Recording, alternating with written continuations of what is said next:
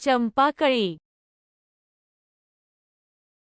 साहित्य: 2 वाटी मैदा, पाव वाटी डालडा, तळण्यासाठी तूप किंवा डालडा, 2 वाटी साखर, चवीपुरते मीठ. कृती: मैद्यात मीठ व डालड्याचे मोहन घालून मैदा घट्ट मळून घ्यावे. 2 तास ठेवून परत तो चांगला मळून घ्यावा.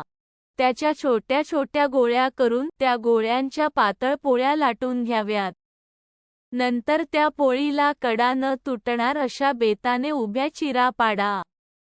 चिराच्या दिशेने गुंडळून दोन्ही बाजूची टोके हाताच्या चिमटीत धरून कळीचा आकार येईल असा पीळ द्यावा व तो तळून घ्यावा.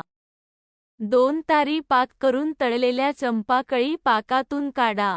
पाक तसंच पांढरा ठेवावा किंवा हवा असल्यास रंग घाला. 2 वाटी मैद्यात 30 चंपाकळ्या होतील. चंपाकळी तयार.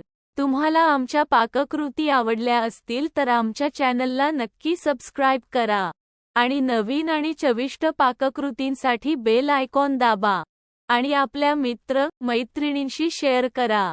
धन्यवाद.